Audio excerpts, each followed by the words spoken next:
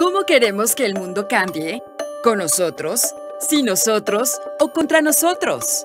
Toma un respiro y acompaña a Abby Soto, Dan Herrera y Samuel Segura para platicar de todas aquellas dinámicas políticas, económicas y sociales que traen a nuestras vidas y a la sociedad de cabeza.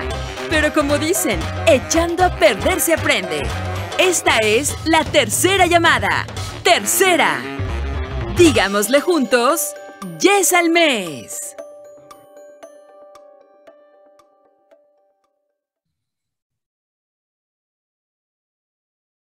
Nuestro segundo episodio viene a estar un poco relacionado con el anterior. Sirve que nos vamos enterando que en esta vida todo está relacionado con todo. Pero en particular, el tema de hoy viene a caer un poco en la paradoja de cómo podemos llamarnos a nosotros mismos humanidad y vivir despreciando a las humanidades. Y todavía nos preguntamos al final, ¿por qué cada vez somos más inhumanos? Si bien el desprecio de las humanidades comienza en el campo profesional, cala tan profundamente que termina permeando en la vida personal de cada uno. La pandemia vino a enseñarnos muchas cosas, pero entre todas ellas que tendemos naturalmente y no podemos vivir sin las artes. Es sin duda alguna la única alternativa cuando se habla de recreación. Hay para todos los gustos, música, baile, canto, escritura, y a pesar de ello, la situación económica de los artistas fue de la más perjudicada con este evento. Ahora que existe un mayor control de la enfermedad, nuestra percepción de valor hacia la retribución que deben recibir quienes se dedican a esto no ha cambiado en lo absoluto. Y todo se debe a una autopercepción. En algún momento de nuestra historia, tomamos la decisión de que debíamos pagar más a quien hablara Java o C++ que a quien hablara de empatía o de los pilares socio y psicológicos de la humanidad. Porque por alguna razón, tomamos la decisión de que si me hace sentir bien, entonces corresponde al área del tiempo libre. Y la actividad pagada tiene que ser la que me haga sentir miserable.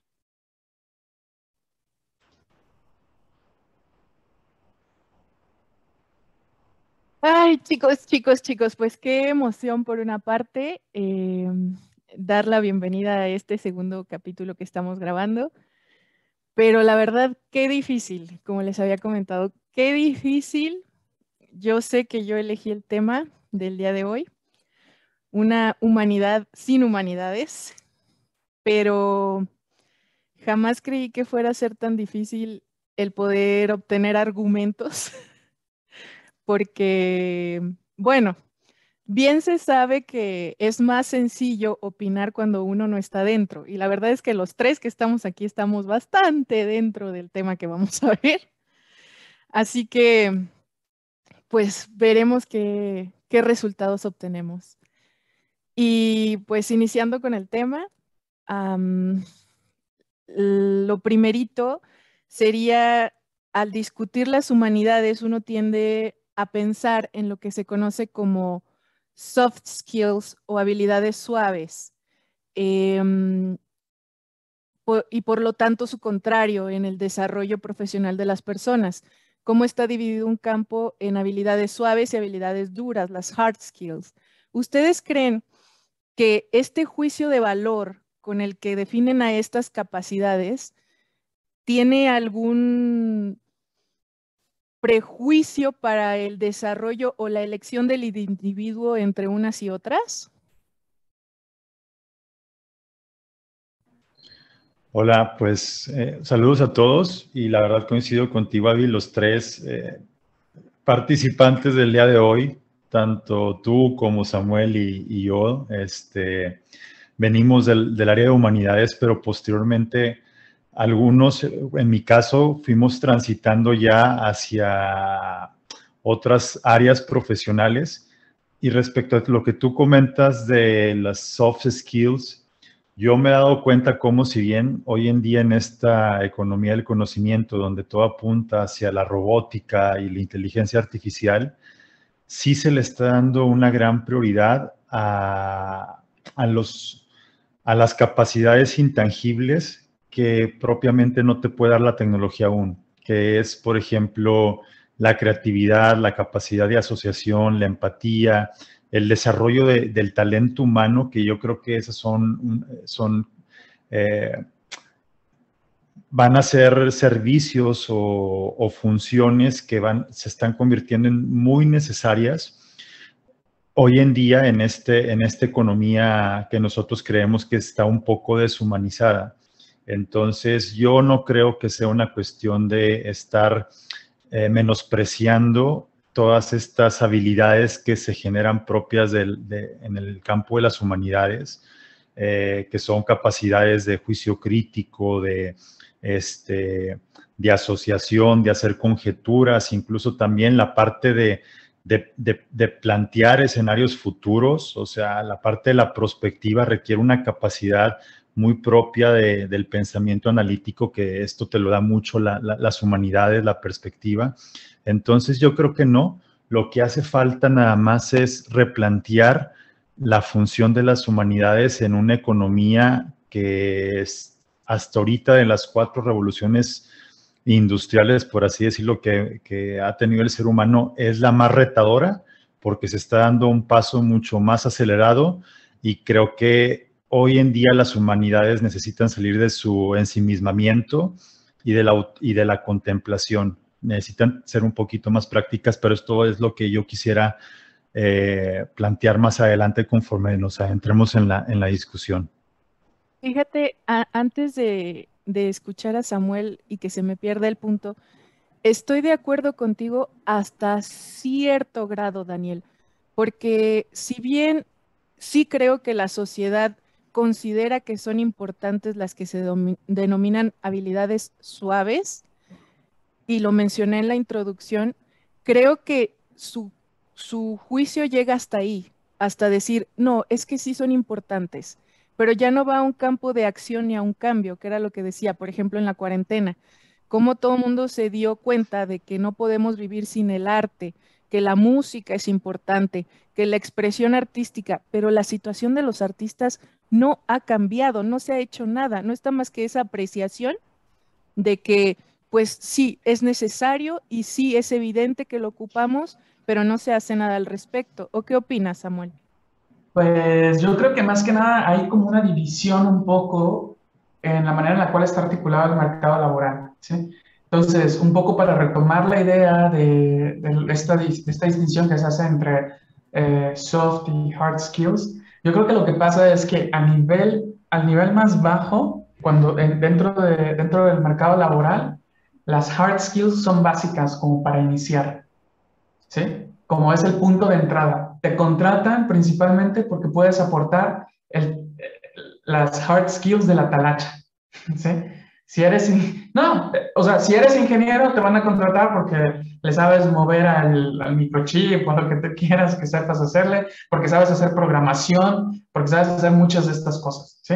Pero en realidad, la parte de mayor valor se encuentra cuando comienzas a conectar dentro de una organización estos diferentes elementos, ¿sí? Y es ahí donde entonces entra en la parte de los soft skills que precisamente las humanidades te ayudan un poco a desarrollar, ¿sí? Pero por eso es que, por ejemplo, muchos de los ingenieros dentro de una organización o una empresa acaban estudiando cosas como un MBA, ¿sí?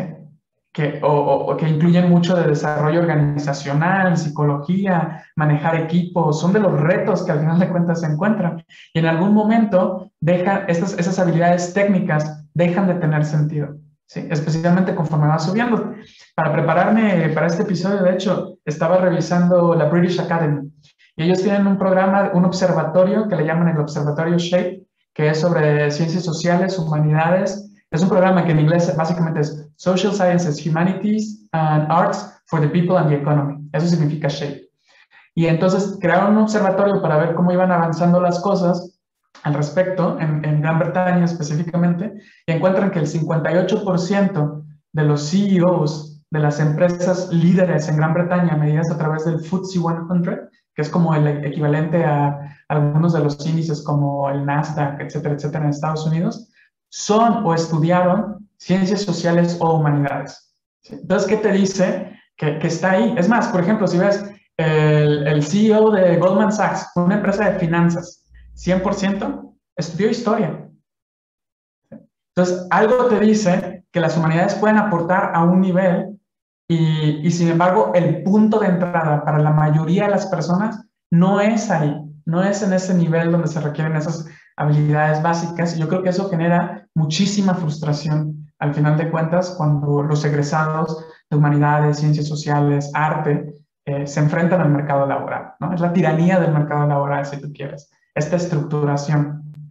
Y quieras que no, esta frustración laboral se agrega a lo que yo considero con esta primera pregunta, el prejuicio, porque el hecho de ya ponerle una valorización de habilidad suave o habilidad fuerte, sí viene con una intención de prejuzgar, o sea, porque no los dividiste como azules y verdes. Es una división claramente puesta en una fortaleza. Y como dices tú, Samuel, investigando un poquito que íbamos a ver este tema, me doy cuenta que el origen, yo dije, ¿quién tuvo esa malévola intención?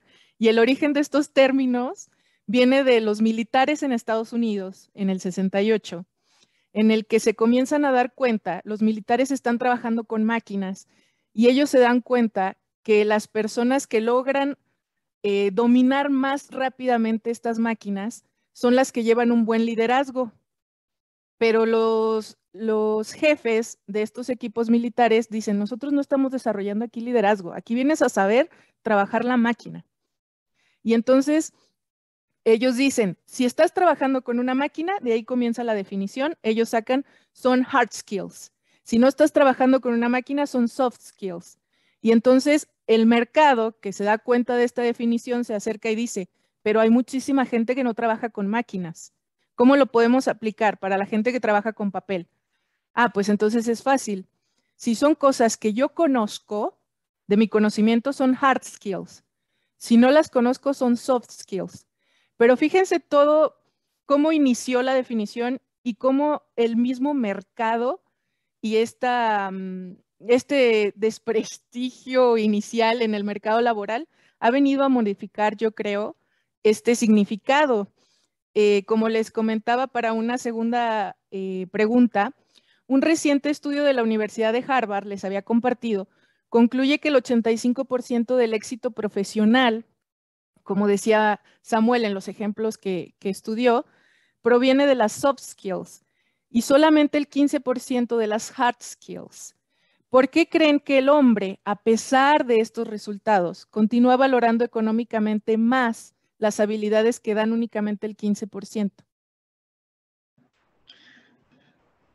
Aquí, por ejemplo, precisamente comienzo mi crítica no hacia las humanidades por sí mismas, sino a todas aquellas personas que son los representantes o los embajadores o los especialistas en las diferentes áreas de las ciencias sociales o de las humanidades, llámese literatura, historia, sociología, ciencias políticas, etcétera, que es que de entrada nosotros mismos estamos poniendo una separación que realmente no existe en el mercado y les voy a explicar por qué. Yo creo que de entrada ha habido una cierta animadversión y resistencia de las humanidades. De hecho, en las humanidades vemos con mucha sospecha y con ojo excesivamente crítico el progreso económico, a los fenómenos propios de la robótica, la automatización, e inmediatamente los tendemos a demonizar. Y no es algo muy nuevo, esto mismo también ocurrió con la máquina de vapor en la primera revolución industrial y luego en la segunda. Generalmente tendemos a ser muy críticos de los cambios de status quo. Y los académicos es muy difícil que salgan de sus vestiduras de la academia. Es una institución muy jerárquica, es una institución que guarda mucho los niveles, o sea, eres profesional, tienes maestría, tienes doctorado, no, pues obviamente el que tiene el PhD tiene mucho mayor credencial para aportar un tema que a lo mejor aquel que únicamente acabó la licenciatura.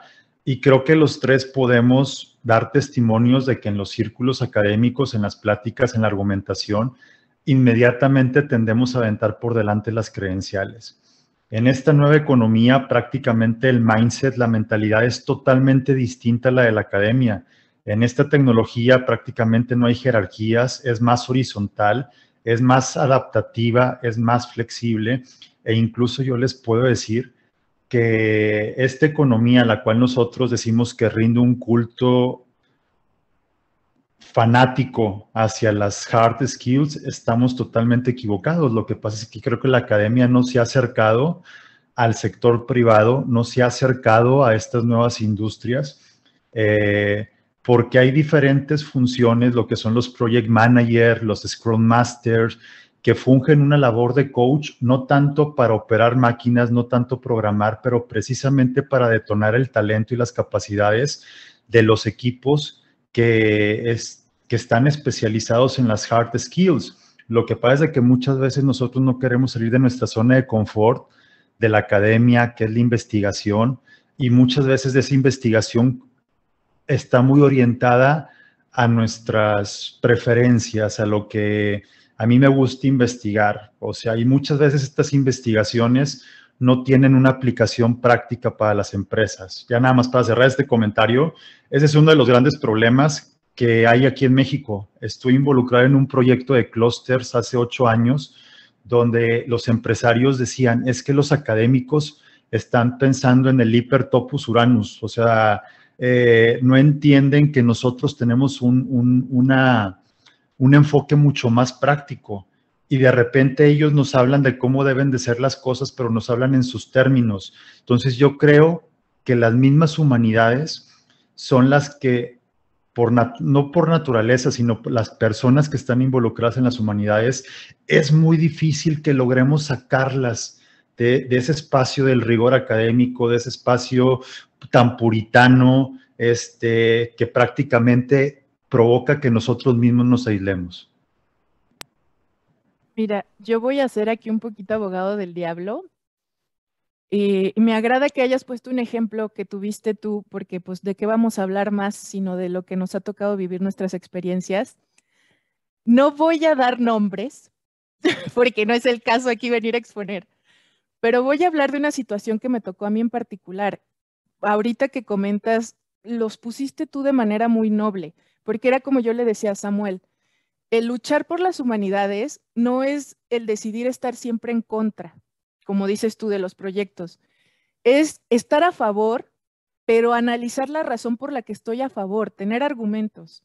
Y a mí me sucedió con un jefe, una personita en liderazgo, que me dio muchísima tristeza, no tienen una idea, una vez que le salió de su ronco pecho y del corazón decirnos, es que yo por eso le digo a recursos humanos que no quiero que contrate licenciados, porque a mí de qué me sirve que piensen.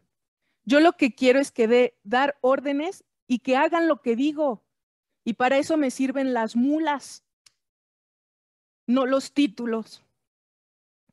Y yo dije, primero comenté, qué tristeza, ¿no? Que piense así.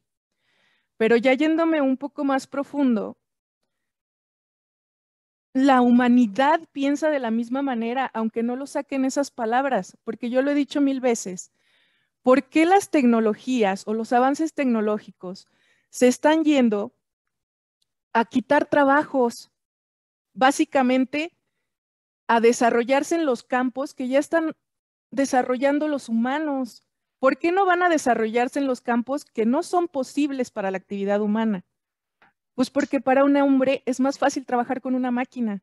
Es más cómodo dar una instrucción y que la instrucción se haga sin comentarios y sin prejuicios. ¿O tú qué opinas, Samuel? No, yo creo que al final de cuentas esto también es una cuestión de poder. Yo no compraría del todo esta idea de que la revolución industrial es no jerárquica y horizontal. Discúlpame, pero al final de cuentas las personas que lo que estamos viviendo y el ambiente en el cual esta nueva revolución industrial está triunfando es a través de una hiperconcentración de recursos, hiperconcentración de poder, toma de decisiones, etcétera, etcétera, etcétera. ¿Sí? Al final de cuentas, las empresas que están triunfando son empresas que no tienen competidores. ¿Sí? Entonces, yo soy un poco escéptico de esta utopía que nos están pintando los proponentes de la cuarta revolución industrial, porque creo que sirve un poco para como despolitizar Y yo creo que algo que es importante también hacer es politizar las cosas. Y a mí me pasa exactamente lo contrario que a ti, Daniel. A mí me pasa precisamente que los empresarios no quieren escuchar. ¿Sí? A mí me ha tocado que uno les habla y les dice, es que, ¿sabes qué? Por ejemplo, en Londres me pasó. Estábamos dando consultorías a empresas multinacionales de alimentos y todo lo demás. Y yo le decía a mi jefe, es que hay que enfocarnos más en cuestiones de desarrollo sostenible, cuestiones de bienestar integral, etcétera, etcétera, porque eso es la tendencia del mercado y del consumidor, ¿sí? Especialmente cuando estábamos hablando de bienes de consumo rápido. Entonces, ¿qué pasaba? Que él me decía, no, es que hay que irnos por lo básico, por los CAP, por los gastos en inversión, tecnología, etcétera, etcétera. Yo le decía, no va por ahí. Y al final era muy gracioso porque inclusive las mismas empresas a las cuales estábamos haciendo la consultoría nos decían, es que necesito esto mínimo, como los hard skills, ¿no? Pero al mismo tiempo necesito esta capacidad de poder identificar cosas nuevas. Y me decían, es que al final de cuentas no existe todavía la persona que pueda hacer esto completamente nuevo, ¿sí? Y qué es lo que al final de cuentas a mí me llama la atención, es una cuestión muy, muy importante de poder. Porque por un lado los empresarios son esta cuestión de lo práctico, ¿sí? Los empresarios se enfocan en lo práctico porque muchas veces no entienden lo estratégico, ¿sí?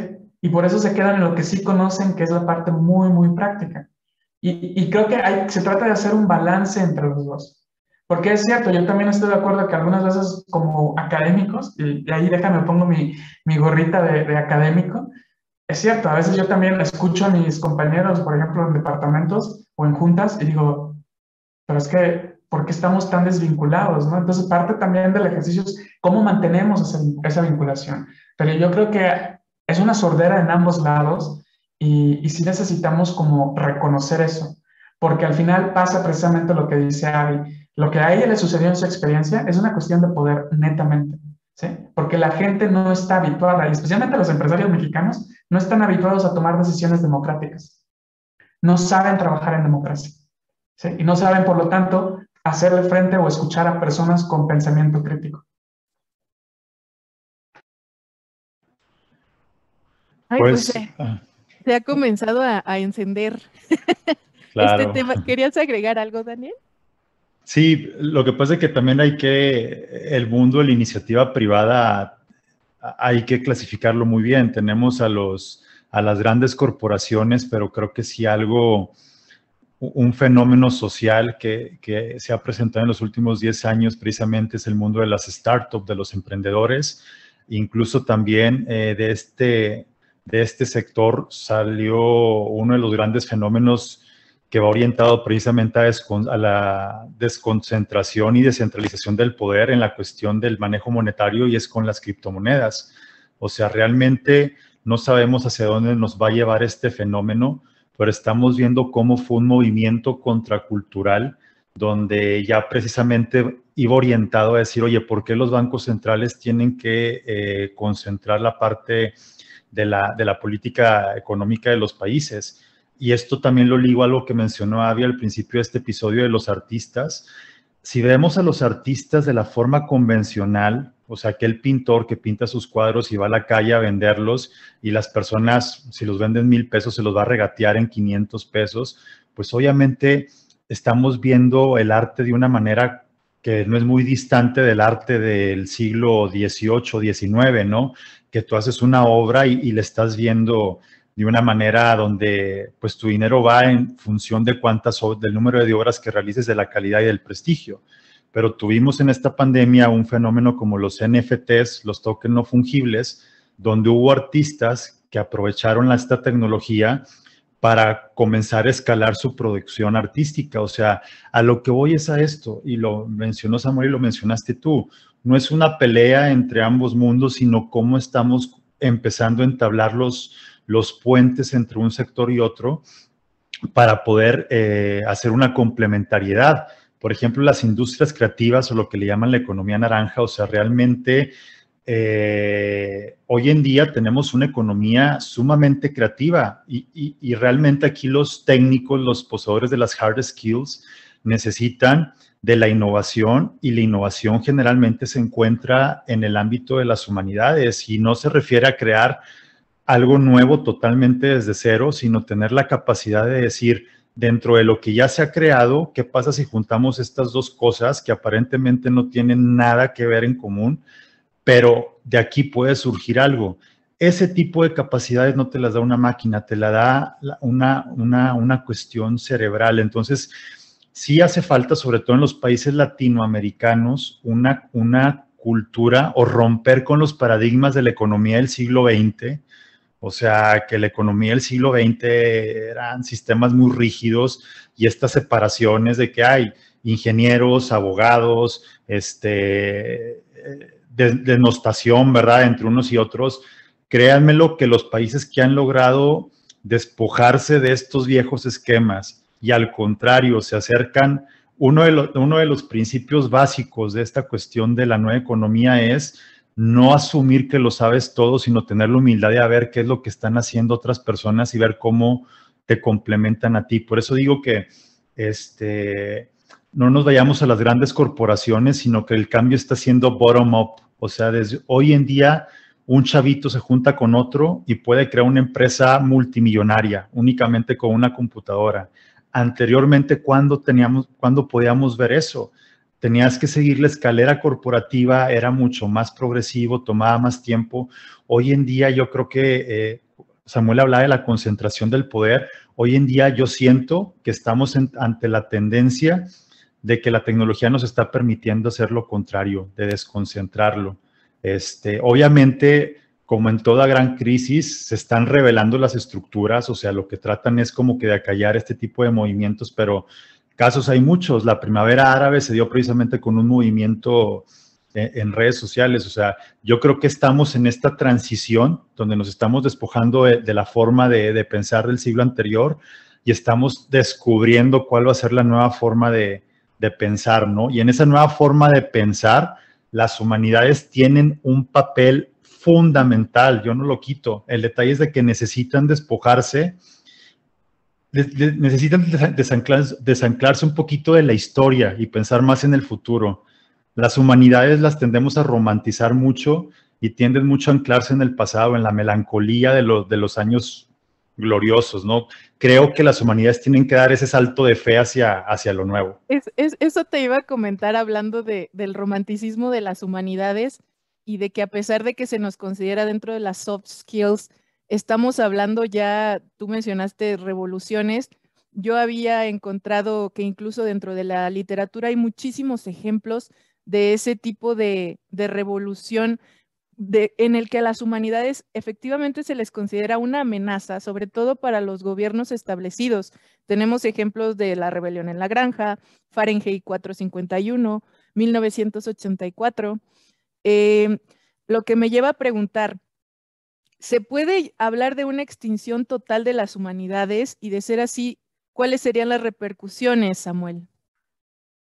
Yo creo que no. O sea, al final de cuentas, lo que ha pasado también es que parte de lo que les hablaba yo sobre las decisiones políticas que se han tomado, ahorita me vino a la mente muy claro lo que hizo el presidente Obama.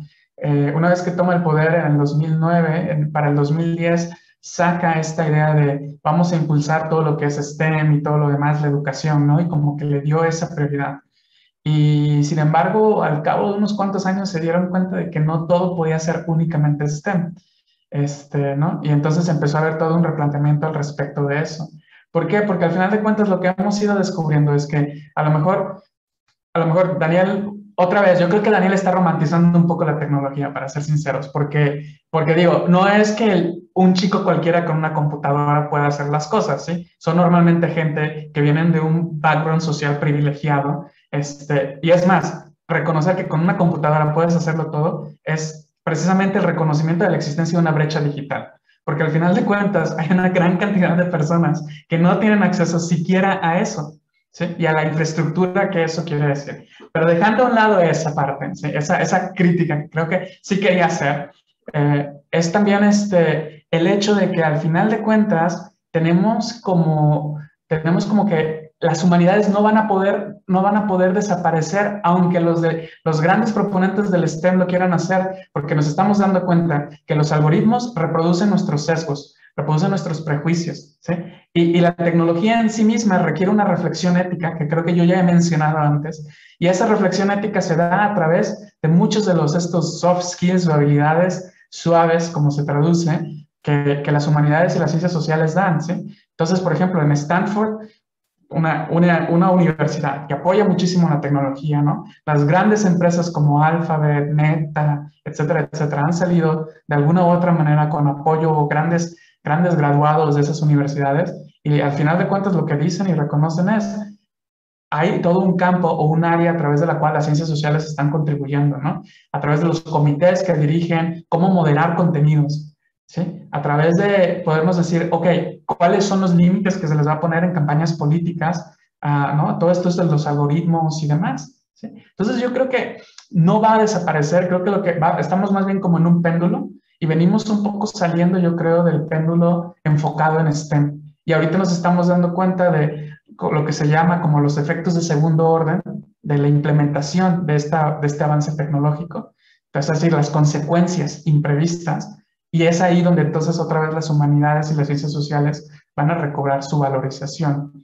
Pero yo creo que al final ese péndulo nunca está estático, ¿sí? Siempre vamos a estar ahí yendo y viniendo, yendo y viniendo. Por ejemplo, en los 60s, mencionas tú, ¿no? Son los militares los que comienzan a hacer este tipo de cosas, ¿no? De dividirlos en soft skills, hard skills y demás. Y para finales de los 60s ya estábamos llegando a la conclusión. Harding y la tragedia de los comunes, por ejemplo, en su artículo, publicado en una revista científica de ciencias duras, en Science, dice, no hay solución técnica, necesitamos hacer una solución ética, cambio de ética. Entonces, constantemente yo creo que estamos viviendo eso y ahorita estamos experimentando un poco eso, en lo que ahí sí coincido con Daniel, lo que es la cuarta revolución industrial. De acuerdo en eso de que las humanidades han estado luchando por su existencia a través de la historia, pero sí me gustaría ver ya el paso siguiente a la revolución. No estar en una constante lucha por la existencia, sino ya una aceptación y ver qué sigue. ¿O tú qué opinas en este punto, Daniel? Pero nada más un ejemplo de la supuesta brecha digital que dice Samuel. Todos conocemos el caso de la abuelita que se hizo youtuber, que tiene un canal de YouTube que se llama De mi rancho a tu cocina. Ella está en un pueblo de Michoacán y prácticamente sin la existencia de un medio de comunicación como YouTube, pues ella no hubiera podido ni compartir su talento, ni tampoco utilizar una palabra que me la van a demonizar, monetizar su talento para cocinar.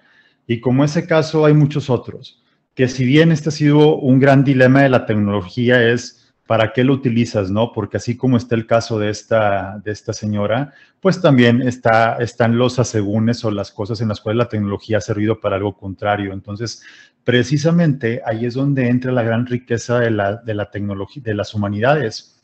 Las humanidades, ya utilizó la palabra ética, las humanidades son las que le dan direccionalidad a la tecnología. O sea, porque obviamente nosotros, la parte de los científicos, la parte técnica, los de las hard skills, ellos únicamente están generando conocimiento, están generando tecnología, están constantemente ampliando el umbral del conocimiento humano, pero eso no significa que necesariamente va a ser a beneficio de la humanidad. Un caso muy claro fue el de Cambridge Analytica, en el 2006, 2007, donde obviamente tenemos el mundo de las redes sociales. Esta herramienta se encargó de utilizar la data de muchos usuarios con fines políticos y también con fines comerciales. Ahí es donde yo digo que también cualquier avance no significa que sea benéfico, ¿no? O sea, ni cualquier progreso significa que verdaderamente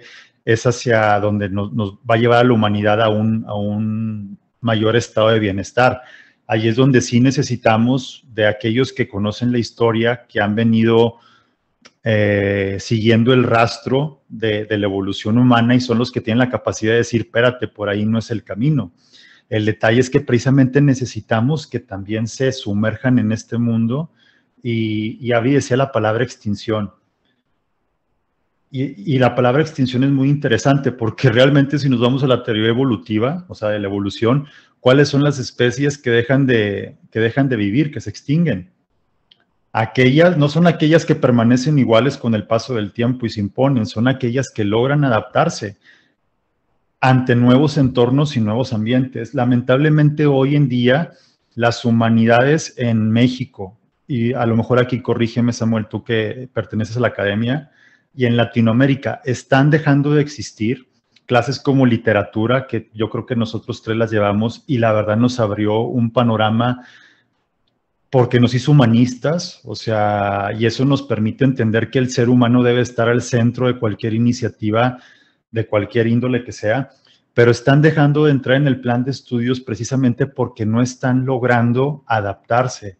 No es que cambien de origen, sino únicamente adaptarse. ¿Cómo podemos en una clase de literatura encontrar una aplicación al mundo real, a un problema?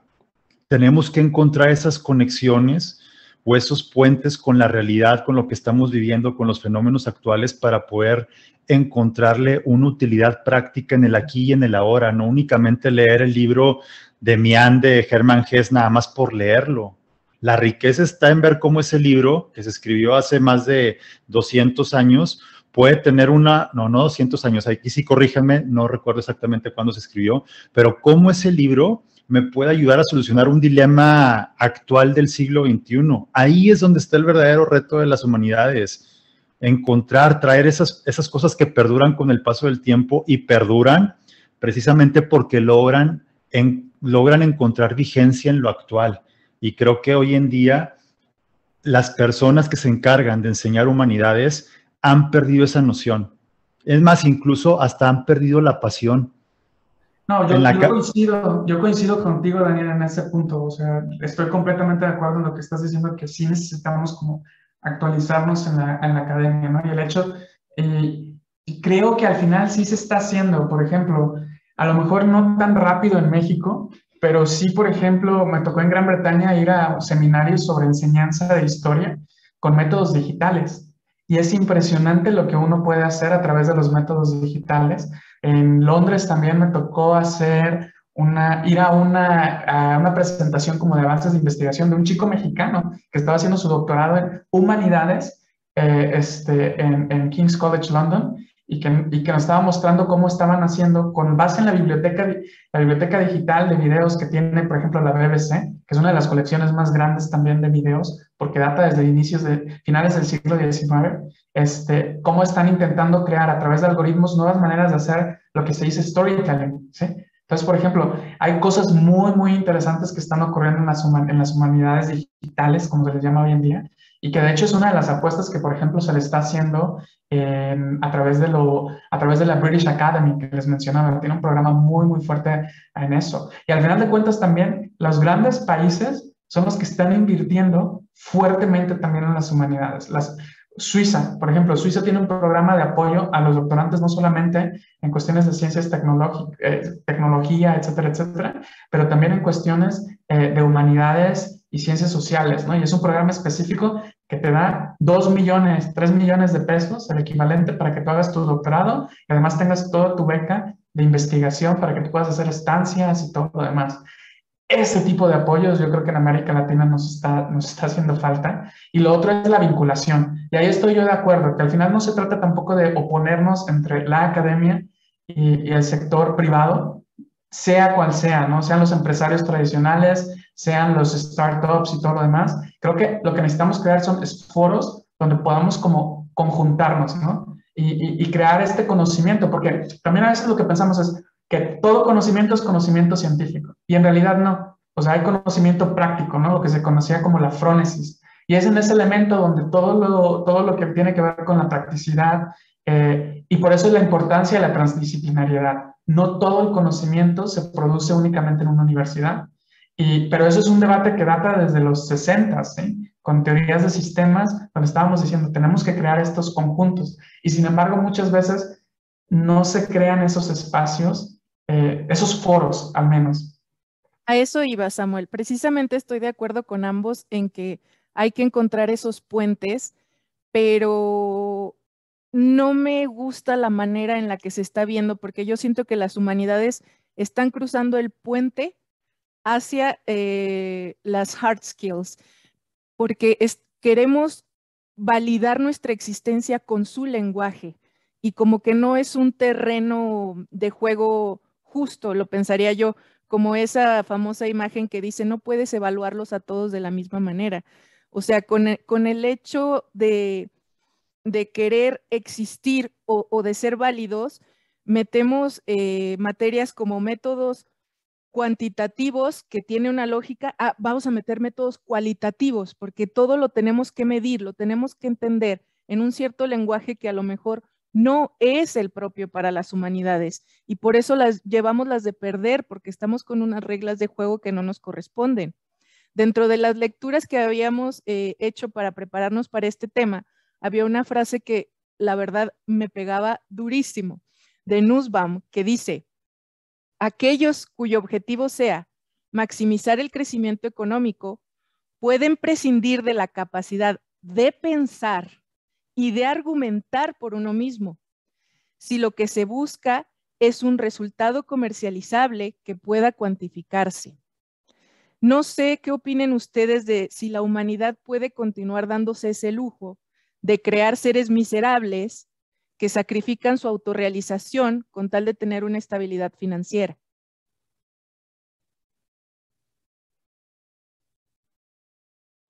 Aquí, amigos humanistas, creo que lo que podemos coincidir es que la historia es cíclica. Y yo creo, a diferencia de lo que apunta hoy en día la economía y lo que pudiéramos pensar el siglo XXI, tal vez no en su primera mitad, sino en la segunda mitad, va a ser la mitad del siglo de las humanidades. Y no es algo nuevo, sino que siempre que la humanidad, pensemos en las diferentes historias, se ha alienado, o sea, ha dejado de ver hacia adentro por estar viendo el mundo exterior, o sea, y rápidamente voy a plantear ahorita el caso, voy a utilizar la mitología griega para esbozar este punto. ¿Qué fue lo que pasó con Ícaro? O sea, todos recordamos la tragedia de Ícaro, el hijo de Dédalo, un arquitecto que el rey Minos le encargó hacer un laberinto para tener ahí al Minotauro. De repente este rey, como todos los reyes, en un ataque de locura, y entran en esta etapa de ¿cuál es la palabra? Se me fue ahorita. La de Santiago Krill, sospechosismo. Ándale, sospechosismo. Manda a Dédalo al laberinto. Entonces Dédalo, como buen inventor, buen arquitecto, Dédalo aquí representa la tecnología, o sea, la capacidad creativa del ser humano. Crea unas alas para él y para su hijo, las pega con miel, creo, y entonces nada más Dédalo le hace la advertencia a Ícaro que no huele muy cerca del sol, porque corre el riesgo de que se derrita el pegamento o la miel que unía a las plumas y se precipite. Entonces, aquí Ícaro simboliza la humanidad. La humanidad, cuando de repente empieza a hacer uso de la tecnología, y la tecnología es seductora porque te da una sensación de poder, te comienzas a encaminar hacia el sol, que esto refleja esta cuestión de la superioridad, de crecimiento, de sentirte grande, y claro, se le derriten las alas y se precipita. Creo que eso es lo que está pasando hoy en día. La humanidad de repente cae en este estado de exaltación donde nos seduce el progreso, nos seduce nuestro mundo actual, los inventos, la tecnología, que nos olvidamos de lo esencial, nos olvidamos de la cuestión humana, ¿no? Que es, espérate, o sea, mi integridad. Y ahí es donde yo creo que sí nos estamos perdiendo un poco. El humano ya no está tanto al centro de los avances tecnológicos, ni de los inventos, ni del progreso. Y ahí es donde las humanidades creo que tienen un gran campo de oportunidad. Por esa razón yo creo que es el momento muy ideal para que las humanidades puedan ocupar el lugar que les corresponde. Ahora, en lo que te decías tú, Avi, que a lo mejor en el afán de lograr obtener un ingreso para subsistir, ahí es donde yo creo que tenemos que reinventarnos. Por ejemplo, yo estuve trabajando en un proyecto hace 3 años de generación de contenido, donde se contrataron filólogos del UNAM Y los filólogos del UNAM, pues obviamente si tú los ves de una manera ordinaria o lineal, pues se dedican a escribir poemas y libros y les encanta la literatura y son críticos literarios, pero también son muy buenos para crear nuevos mundos y tienen una capacidad de extracción de información, de síntesis y de simplificación de la información. Créeme lo que estos filólogos, te puedo hablar hoy en día de uno de ellos, tiene una agencia digital. Él se encarga de hacer pautas en Facebook, se encarga de cuestión de métricas, KPIs, y no precisamente él, sino el equipo. Él lo único que la capacidad que tuvo fue utilizar de base su carrera, como es la de letras hispánicas. Se descubrió qué capacidades desarrolló y vio una oportunidad en un mercado que era altamente tecnológico. Y hoy en día es muy exitoso. Pero ¿qué fue lo que detonó esta situación? Fue el ya no verse en las cuatro paredes de la academia, sino que lo que hizo fue tratar de adaptarse a un mercado y sin dejar de ser él y sin dejar de que le guste la literatura, únicamente vio una aplicación diferente a lo suyo, ¿no? Entonces, esa es la gran invitación para los que estudiamos humanidades, el tratar de salirnos de cómo hemos pensado las humanidades en los últimos años y tratar de encontrar nuestro lugar en una nueva realidad, ¿no? Porque tenemos mucho que aportar. Sí, no, y yo estoy completamente de acuerdo también con esa parte que tú dices, ¿no? El contexto ha cambiado y tenemos que hacerle frente a él desde lo que sabemos hacer, porque sabemos hacer un montón de cosas, solamente que a veces ni nosotros mismos nos valuamos, ¿no? Es así como decía una de las lecturas precisamente, ¿no? Es el subdesarrollo elegido de las humanidades, ¿no? En este contexto se hablaba de las humanidades en América Latina, en este contexto yo creo que también es inclusive disciplinariamente, ¿no? Que nos hemos decidido como quedarnos ahí en nuestro pequeño feudo y no nos damos cuenta de que pues tenemos un mundo por delante. Lo otro que yo también quería decir es que yo creo que al contrario, o sea, un poco retomando lo de Nussbaum acerca de la importancia de la ciudadanía y todo este tipo de cosas, yo creo que es importante reconocer que algunas universidades, y obviamente no son todas, y yo soy consciente de eso, pero sí se está intentando aplicar esa transversalidad. Esa transversalidad que se da a través de exponer, por ejemplo, a estudiantes de medicina, de biomedicina, ingenierías, toda la parte técnica, a cuestiones éticas, a cuestiones de debate sobre diversidad. Por ejemplo, a mí me toca impartir en un semestre 2 veces una clase sobre diversidad en un mundo globalizado, ¿no? Y les vas enseñando y a veces es impresionante. Una de las experiencias que tuve recientemente, hablábamos sobre desigualdad en México, ¿no? Y les planteaba así de, a ver, dividamos al país en 10 percentiles y ubíquense ustedes, ¿no? ¿Su familia en qué percentil estaría? No, pues todos al principio 5, 4, 3, porque pues todo el mundo es clase media en México, ¿no? Ese es el mito. Y entonces llegan, les revelo los datos y les digo, ok, ubíquense ahora, ¿no? Y al final llegamos a la conclusión de que todos estamos en el percentil 10. Todos en esa reunión de Zoom estábamos en el percentil 10, es decir, el más alto. Y entonces me encantó una de las reflexiones que yo creo que ni yo mismo le hubiera podido decir a mis alumnos, pero al final de cuentas mis alumnos concluyeron y dijeron, es que entonces nosotros somos parte del problema. Entonces, a mí personalmente dije, wow, ya, o sea, logro obtenido, check, esto era lo que quería que hicieran estas personas, ¿sí? Y así me ha tocado, por ejemplo, doy una clase sobre ciudadanía y tecnología, ¿sí? Y es súper interesante también cómo los mismos estudiantes están súper dispuestos a leer sobre todo lo que estamos produciendo en ciencias sociales y humanidades, porque les ayuda a ellos darle sentido al mundo. Entonces, yo no soy del todo pesimista, yo creo que por ahí vamos, pero sí se trata como de crear ese diálogo. Y ellos mismos lo reconocen, ellos dicen, es que nosotros no sabemos escribir. Y les dije, exactamente, por eso ustedes están aquí, ¿no? Y es así como movernos de los dos lados, movernos de las humanidades, a no tenerle miedo a lo cuantitativo, a lo económico, etcétera, etcétera. Yo les digo a mis alumnos de ciencias sociales, no le tengan miedo a los economistas, les digo, los perros que ladran no muerden, ¿sí? O sea, porque muchas veces los economistas ni siquiera saben por qué están mal y no entienden que no entienden, ¿sí? Y por otro lado también decirles a estos alumnos, únanse. El placer de la lectura, el placer de analizar ciertas cosas, de compartir, de ver diferentes visiones del mundo es sumamente importante. Y creo que es en ese, estar en ese medio, a mí me encanta. Y la verdad lo estoy disfrutando mucho porque sí lo veo un poco como esa manera de intentar crear, sacar a la gente del ensimismamiento en las humanidades y ciencias sociales y traer a nuevos adeptos, ¿no? Y eso que a los economistas todavía se les considera dentro de las humanidades, ¿eh? Todavía hay otros que son más hard skill.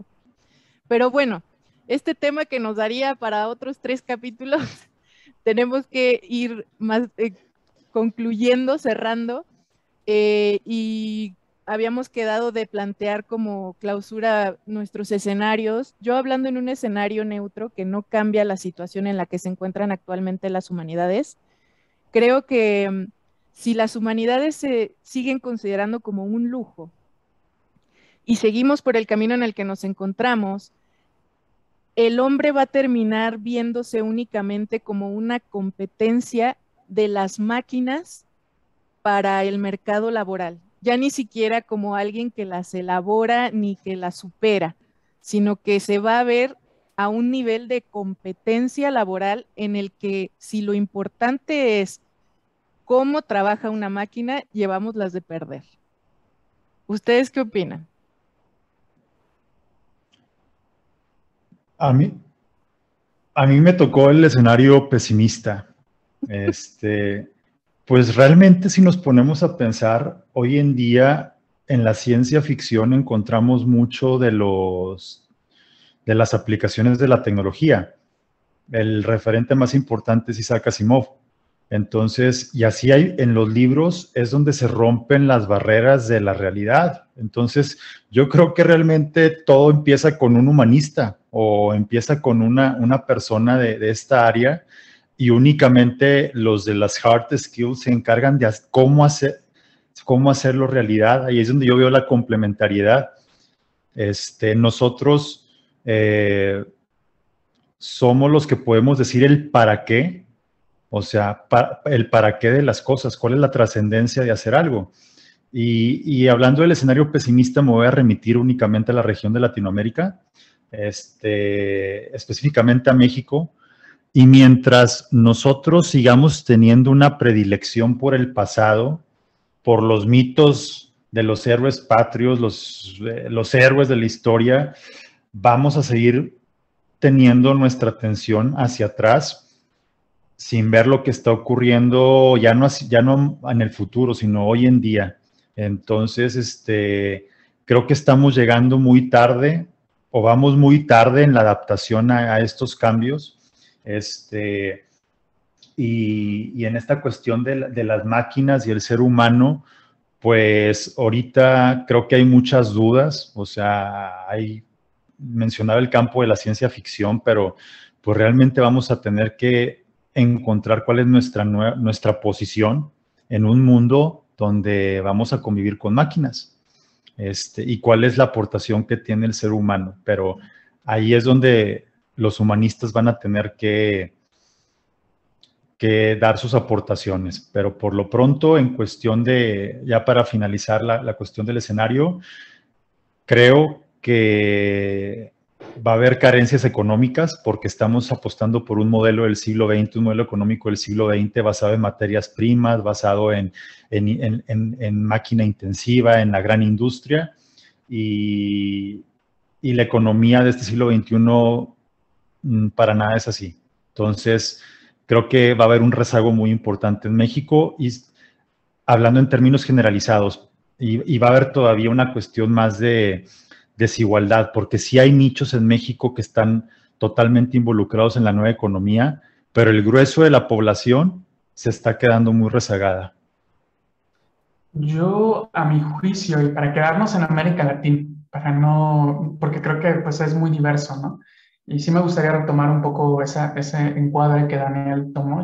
A mi juicio me parece que, al contrario, el hecho de que la tecnología está tomando estas cosas va a liberar un poco a los peones que existen en América Latina en esta economía hacendaria que tenemos, los grandes latifundistas, ¿no? Donde la gente tiene que estar esclavizada una jornada de 12 horas haciendo trabajos intrascendentales. Y yo creo que la ventaja de la tecnología, de que la tecnología está en su boom ahorita, es que al final de cuentas vamos a descubrir que no necesitas a una persona 12 horas revisando un Excel o haciendo tareas que son completamente inútiles, ¿sí? Y eso entonces va a liberar la capacidad de creación que tenemos en nuestra región.